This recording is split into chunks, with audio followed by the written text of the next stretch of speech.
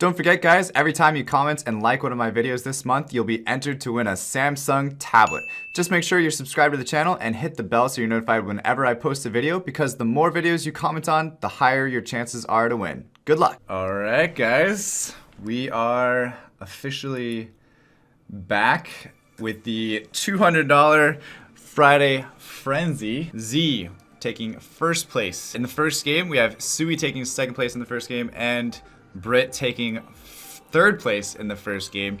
We also have Chaz first place in the second game, Duo second place in the second game, and Damien third place in the second game. Joined by our returning champion, Malufa, which I feel like is a little bit of a fan favorite. A fan favorite, definitely my favorite to take this this final game. I'm super excited to see what he does today, because he always has something up his sleeve. Even if you think he's out, even if he's got 1 HP, he'll still find a way to come back and make it into, I would say, at least top 3. I feel like if he doesn't get top 3, I think that would be a little bit of a upset. I mean, we have a lot of good players here today, especially Britt kind of surprising us.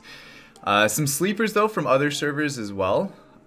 Damien, I think Chaz said he was from another server, taking a pretty dominant, almost like 50 HP lead in game 2, which was pretty fun to see with that feathered build. We're gonna be starting our final game with the top 7 players that have been basically battling it out for the past couple hours. All right, so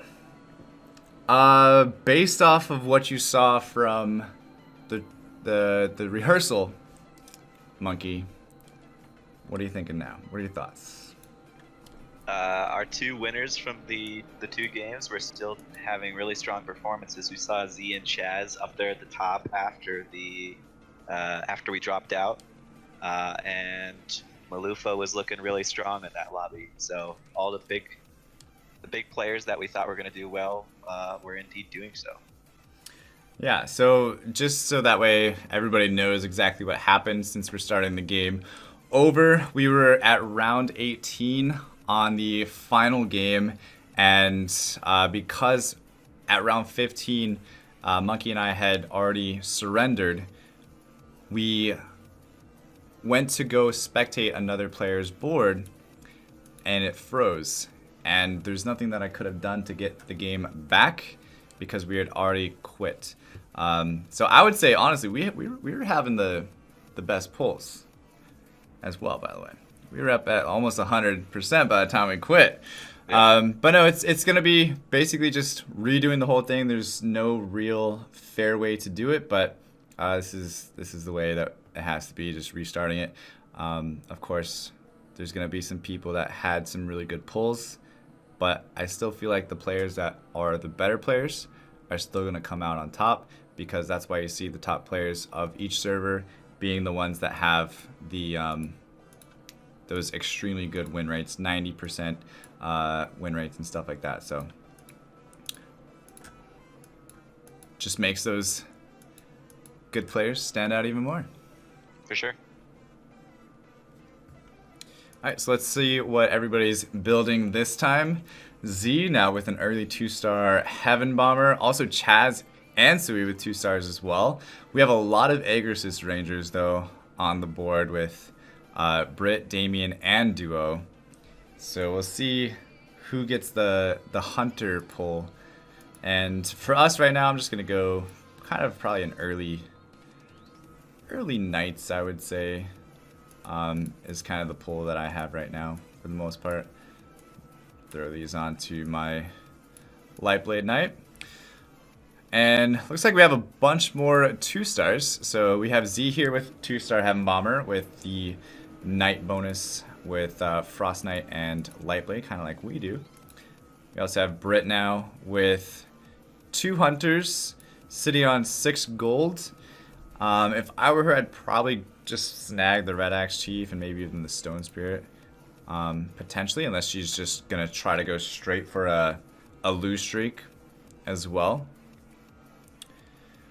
We have a couple people still fighting, and Sui, Phantom Queen versus Ooh. Skybreaker, very close round there. Very close round.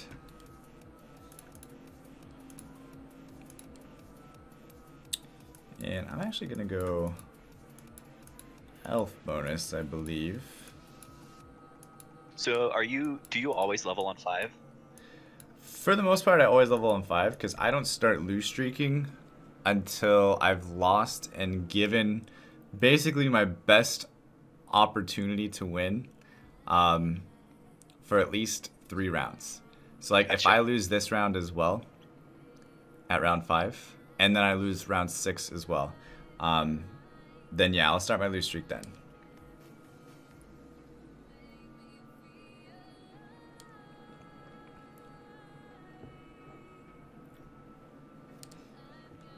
So like we actually lost pretty heavy that round as well. Although I did get some pretty decent rolls that round. So we're going to add in another knight. I'm also going to throw that in as well. Take out the Frost Knight. Go with this. And then probably just add in the Aegis Ranger now at this point. So for me, like with this team on the board right now, with all the pairs that I have with 2-star Hell Knight, possibly a Frost Knight as well, even if I lose this, I may not start a lose streak just yet. Okay. Yeah, since you have all the upgrades available to you on the bench. Right. Gotcha. But I would see how this rolls. If this roll doesn't give me any 2-stars, then I would probably say, okay, at this point, yeah, I'm gonna start the lose streak, which I didn't really get anything here. Yeah. So at this point, I would definitely at least get over 10 gold by selling both of these. Nothing that I really need in the shop right now either for any of the pairs that I'm looking for. So I'd probably just sit on this for the most part and wait until I get something in the shop for an upgrade and then see where I'm at with lose streak at that point. Like this one, we would probably lose this as well. But are you saying, for your opinion, would you probably start the lose streak after and see where you're at before leveling? The reason I wait till 6 to level up is because, like you said, if I'm not getting the upgrades that I need, that might make it so that I balance out, switch from losing to winning. I already have 5 units on the board, so if I'm gonna lose streak like we're deciding to, then I might pull one of the units intentionally. So that's usually why I wait till 6 to level. But do you think that you almost force yourself into a lose streak because you wait till 6 to level? It's a fair point. It's I don't know, it's a double-edged sword in my opinion. Because if you level at 5 and then... That's true, I don't know. It goes both ways. See, that's why I feel like if I don't level at round 5, I feel like it's forcing myself into a lose streak. And I don't typically prefer to play off a lose streak. Right. Because, you know, it's just nerve-wracking and so many other reasons that I'd prefer to play off a win streak if possible. But for this right now, I'd probably say that this is a good lose streaking team here. I probably wouldn't level here either because then I would definitely be under. But I don't think I want to lose streak because we're not necessarily trying to mess up too many people right now. So I'm just going to play with 5 units, even though typically I would probably not. But let's take a look at what everybody else is doing. Britt right now has a +2 lose streak going on with 12 gold. Looks like she is going to take some damage off this one as well. Duo with 17 gold on a win streak actually just lost that now at 77 HP. Chaz also losing that with 10 gold. No lose streak either for Chaz. So Brittany is actually the only one successfully farming a lose streak right now. And so in the previous match, we were seeing Malufa play off a lose streak. And now this match, we're seeing Malufa play off of a very heavy win streak. And at round 10, having 29 gold, actually purchasing the Soul Reaper instead of leaving that off the board for now. And actually, it looks like we got some upgrades here as well. And I'm going to throw this in too for a little... Yeah, okay, so I got rid of the right one. But yeah, so Malufa right now with Agarsis as well, with Assassins, I think he's going to be probably shredding through a lot of people this round. But you can see what I'm talking about, where kind of the better players, it doesn't matter if we restarted the game or not. They know how to play off of a win streak. They know how to play if they don't get the rolls. They know how to play if they do get the rolls. And eventually it just kind of all balances out anyway.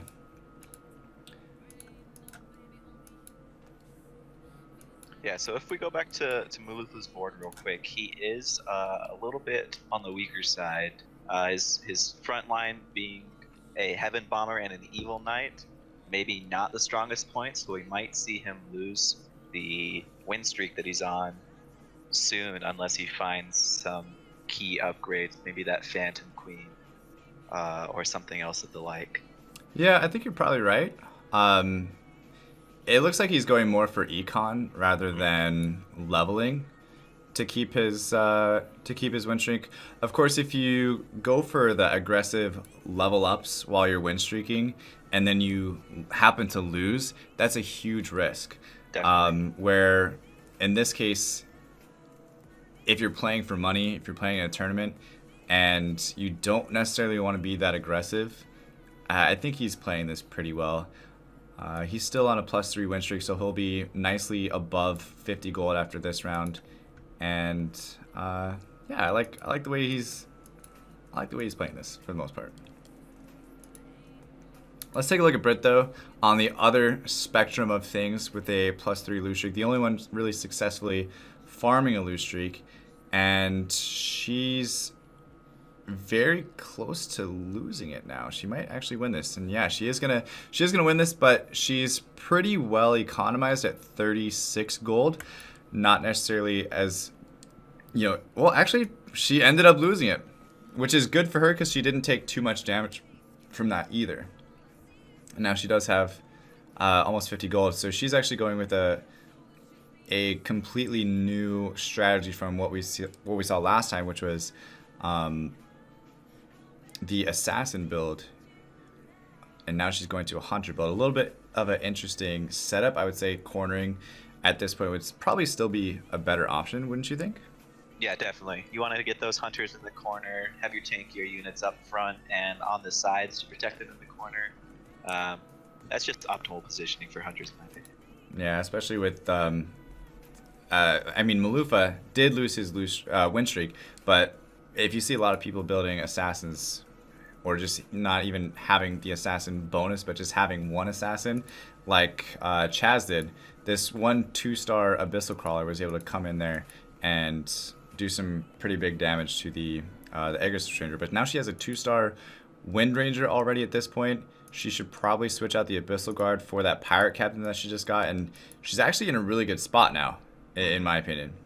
So not too bad. 31 HP. This is definitely the time to kind of start switching things around. She actually leveled up there, but she did get another unit in, thankfully. But yeah, I think cornering would be 100% is the only thing she really needs to do at this point, and she should be good to go. Also has that Magic Crystal. In your opinion, if you are trying to come back from a lose streak right now and you kind of need everything that you can, would you put that Magic Crystal on the Wind Ranger now at this point, or would you still wait for the Siren? I still wait. I think that having the magic generating items on the Siren is too valuable, in my opinion. I feel like she holds on to it. Got it. I would almost say that I would probably just put it on the Wind Ranger, because I have 3 pretty strong hunters already. Mm-hmm. Where, I mean, definitely this is not the optimal positioning for Wolfpack either. Mm-hmm. But I would probably run with these 3 hunters and the tanky warrior frontline until I had 6 hunters to put in for the most part. Okay. Just barely beating this creep round here. If Pirate Captain can get another ship off, and she did get an elf headwear, so now that would for sure go on to The Wind Ranger. Wind Ranger, yeah, and then keep the Magic of Crystal. So maybe just waiting till after Wolfpack wasn't a bad situation for her. So yeah, we're officially out now. I went ahead and surrendered that round, of course. Let's go ahead and take a look at where everybody's at economy-wise. We do have Malufa dropping down a little bit. Of course, with Assassins, you see that happen quite often unless they get a couple of those 2 stars really quickly. Duo at 48 gold, looking at a hunter build as well. We have 3 hunters on in the lobby right now. Only 2 people building knights, which is another super strong endgame composition. And then Sui going with mages this time. He does have a Tortola Elder, a Thunder Spirit, and a 2-star Source already. And Brit actually losing more HP here. Or actually, this is Duo losing HP now to Brit.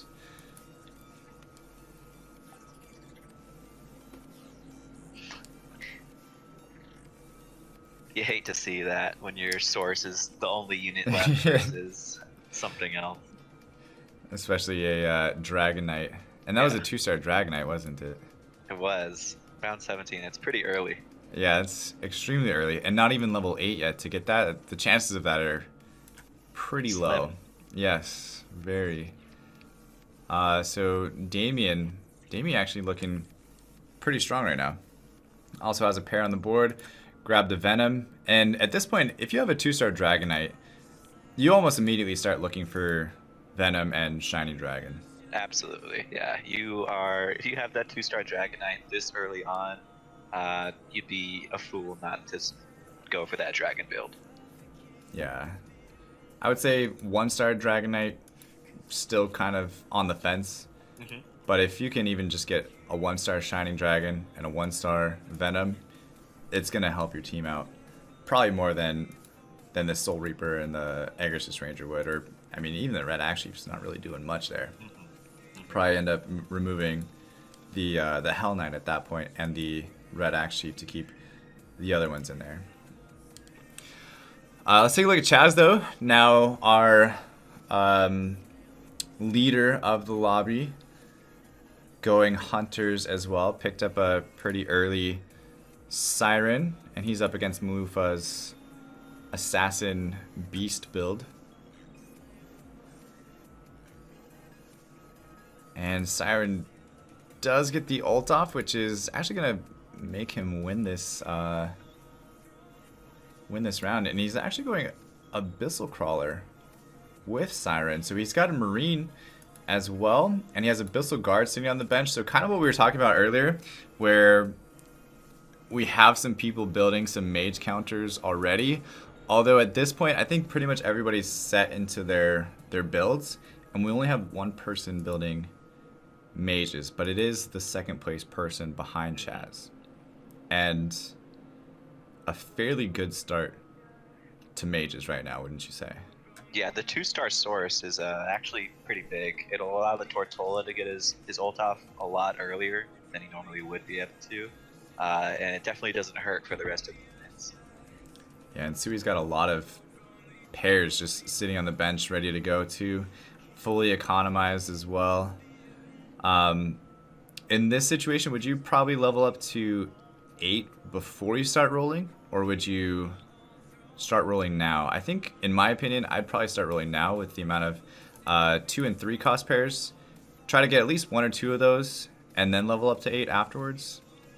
Yeah, I'd agree. Yeah, 100%. You want to, if you're sitting on 3 pairs, 4 pairs even, you definitely want to get at least one of them upgraded, and then push to 8, and then look for the rest of the upgrades. Yeah, that's looks like what he's doing right now. Did get the Thunder Spirit. That's a huge upgrade, actually, especially for mages, getting that to 2-star. And got a Ogre Mage as well. So he's about to have 6 mages already. Once we see him level to 8, then he'll be able to get the 6 mage package in and cement in the mage build. And 6 mages, all 2-star except for Tortola Elder if he happens to get the Flaming Wizard and possibly Shining Dragon here in the next couple turns, is pretty scary at round 20. Absolutely. And he also picks up a Magica Staff as well, and he's going to put that straight onto Tortola Elder, I'm sure. Make the Pulse Staff level 1 here. What's the highest level Pulse Staff that you've gotten? I've gotten a 3 before. I think it's up to 1200 damage at that point. Pulse Staff 3. 600. 600. Yeah, way off. But I think I've gotten 3 as well. Never 4, but 5 just seems ridiculous. yeah. What do you think? Would you level there completely since it is on curve to level 8? I would see how my fights were possibly lose going. 1 gold?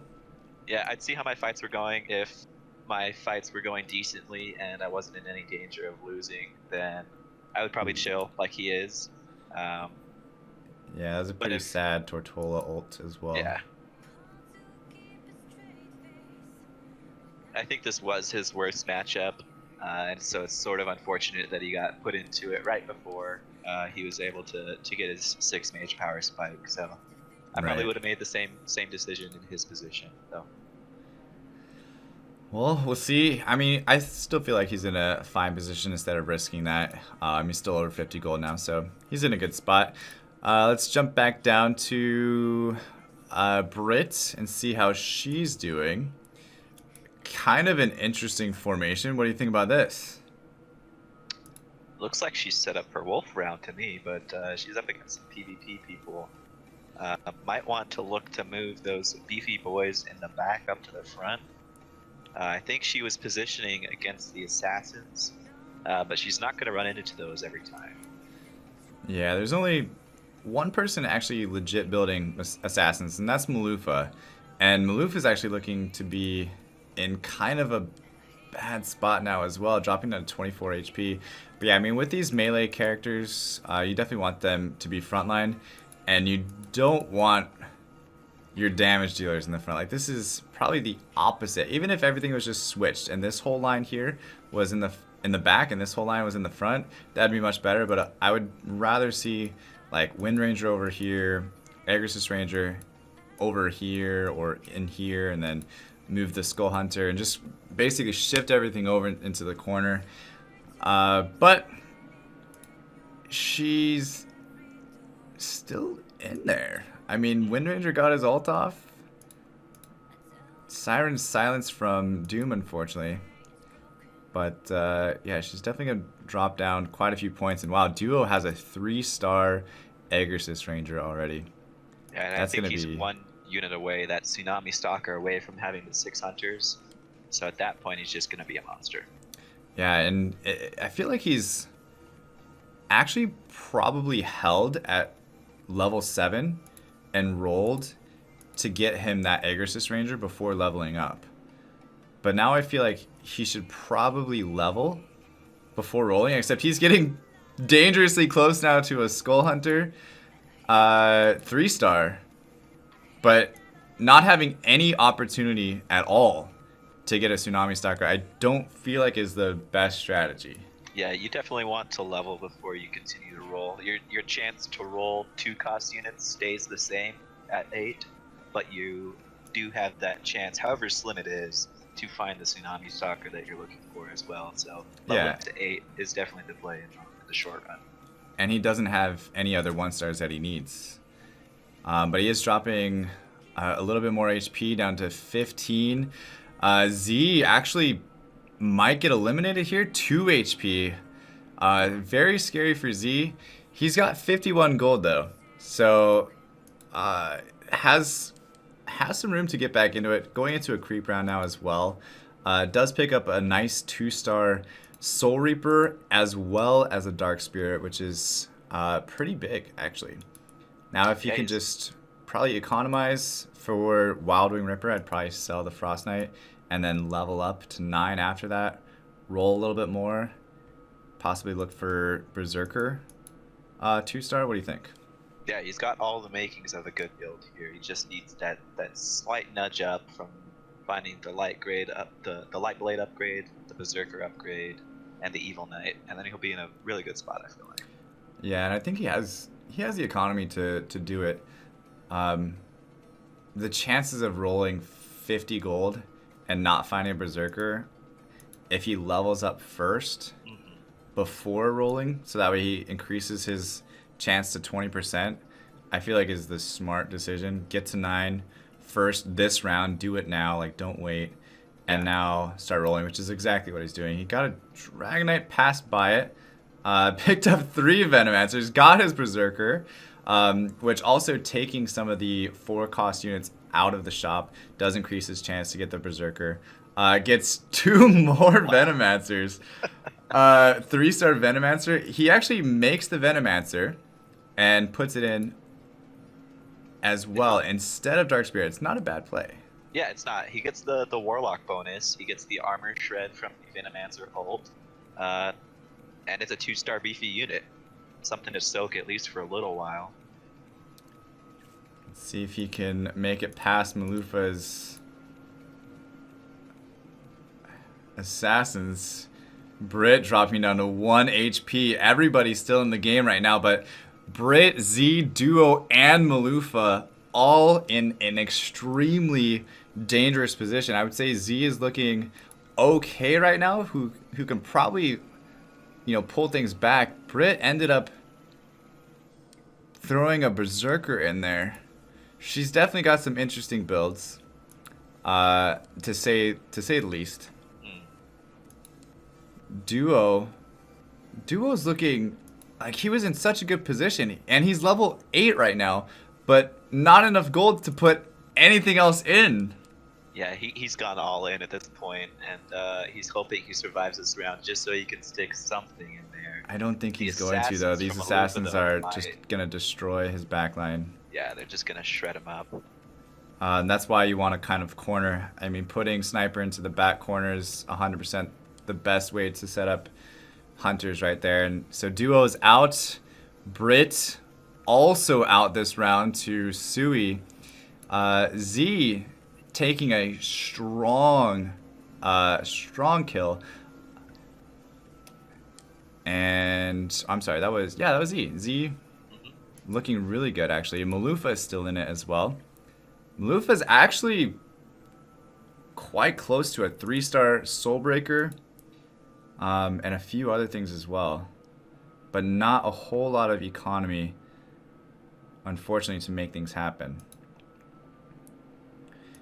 He did sell the 2-star Unicorn to get a little bit of gold back there, and honestly, the way that everybody is positioned, it's actually making Malufa's team really dangerous. Yeah, he has... Sorry, go ahead. No, even with Chaz, with his hunter team, it's not necessarily fully cornered, from what I saw. So there's a lot of room back there. Yeah, Malufa has what's, in my opinion, the optimal assassin build. He has the Lord of Sand and the Razor Claw to give you the beast bonus, and then he also has the Warpwood Sage paired with the Shining Assassin and Shadow Crawler to give him the feathered bonus. Yeah, and with that Warpwood Sage being 3 stars as well is also really good. Did he get his... Oh no, I was going to say, I was hoping that he got his 3-star Soulbreaker, but just got another Unicorn. He's also really hoping for a Razor Claw as well. We'll see how it plays out. I also want to take a look at Chaz real quick. Yeah, so you can see his hunters are so susceptible to those assassins because he doesn't have the units placed in these positions right here. And we'll kind of see it after this, but he's going to take some pretty heavy damage from Malufa right now. Malufa at 8 HP.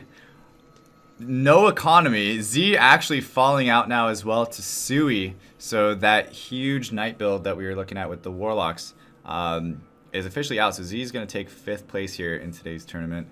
But Malufa is actually looking to jump into the money round. You see how this is laid out, though. There's a lot of room for assassins to jump back there. Yeah. And now he's actually 1 Egger Stranger away. It is Thunderhide's round, though, so everybody can kind of relax for the most part, except for maybe Sui. Although Sui's build is looking pretty good.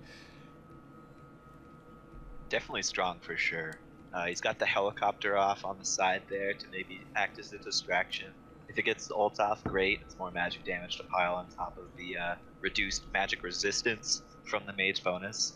But otherwise, it's just a distraction. Mm-hmm.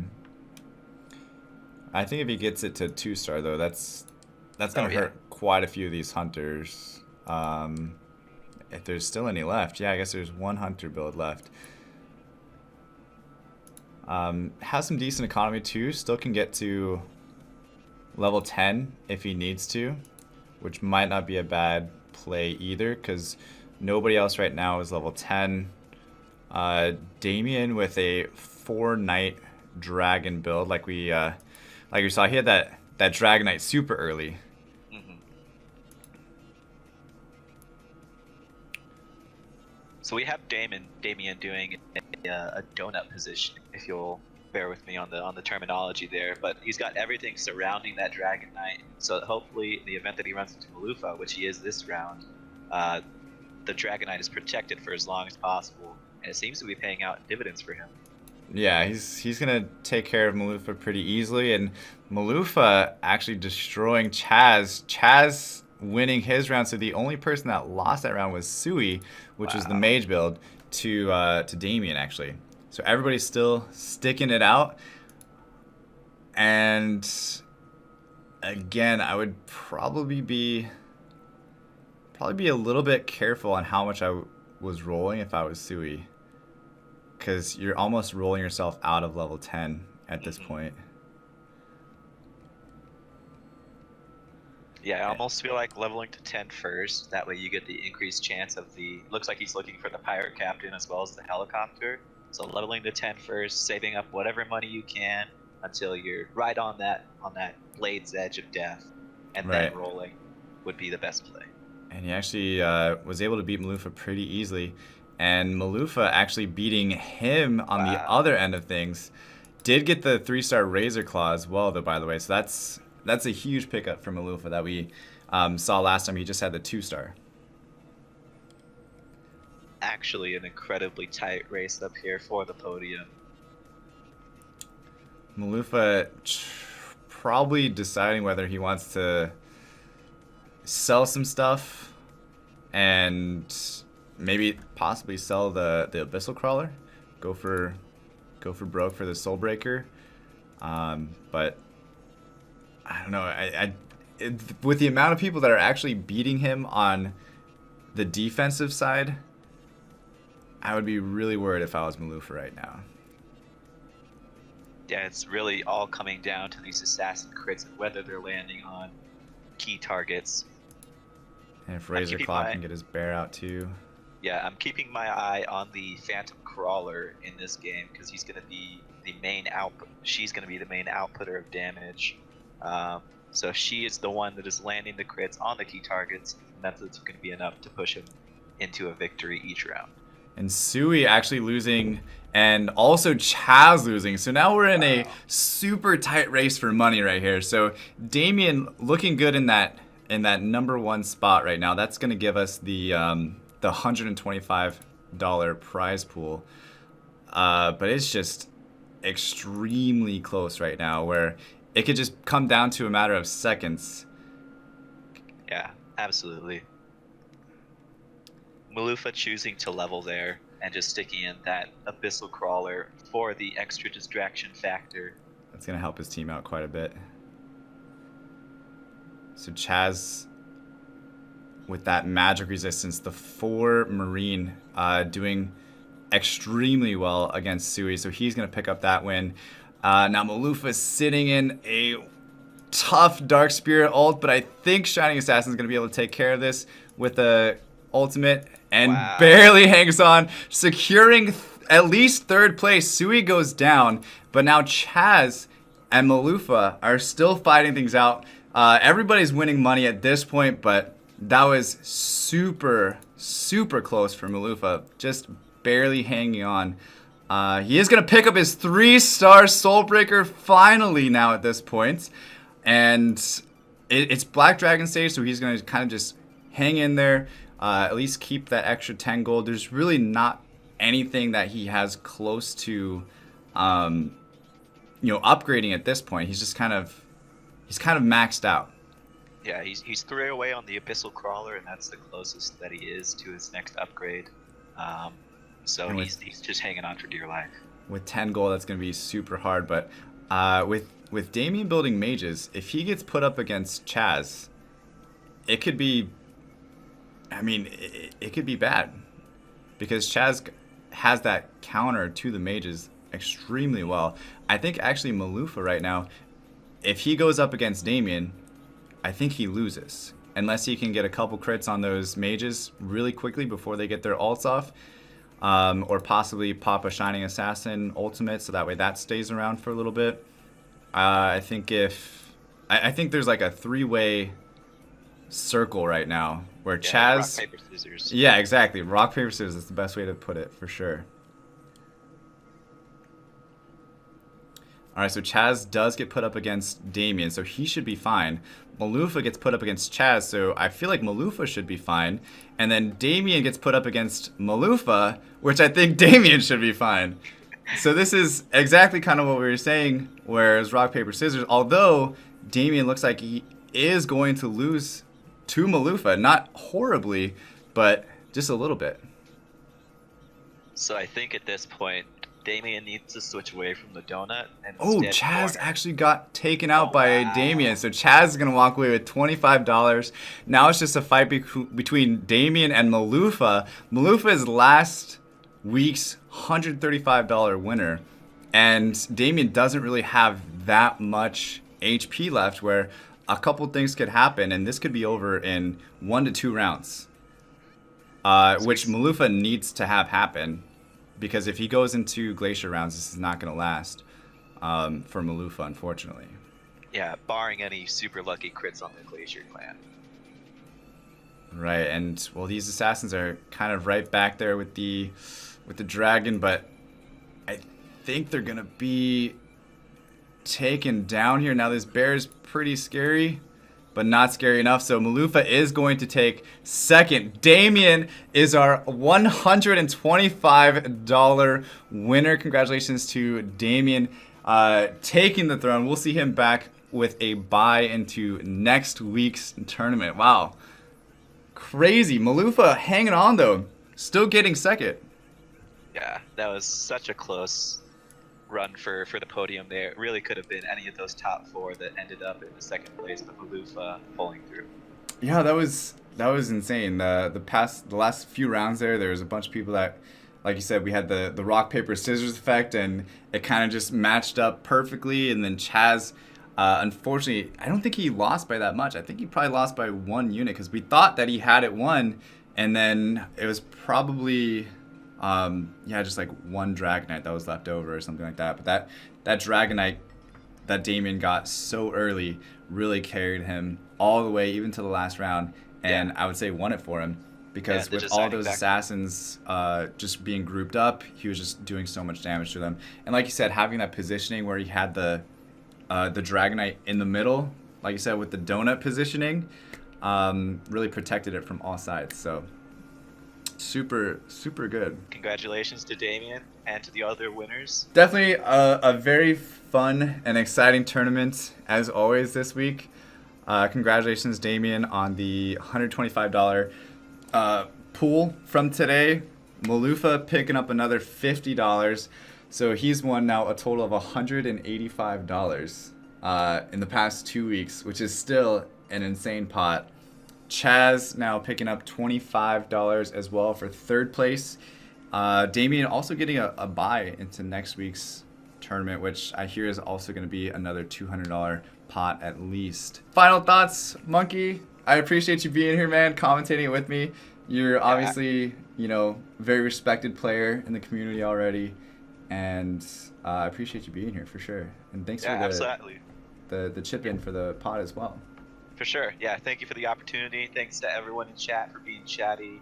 I'm a monkey. If you guys haven't followed me yet on Twitch, I stream from 6 p.m. Pacific till usually around midnight or 1 Pacific. So if you guys are looking for some late night action, I'm your guy. Ooh, late night action. I might hit you up on that. I put a link in the chat for you guys. So exclamation point co-host, that is a monkey, top 10 player pretty consistently, and he's even been higher than that as well. So definitely go check him out. He knows a lot about the game. And thank you guys for watching. It's been super fun. So thank you for being here. Again, thank you for your insight.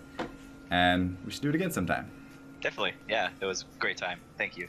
Yeah, no problem. Aside from that, thank you guys all for watching. Thank you for all the follows. 143 followers today. 267 new subs today. Be sure to show the same love to A Monkey if you haven't already.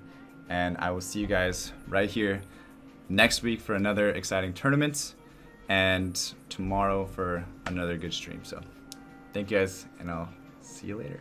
Yeah, thanks guys. Have a good one. Peace.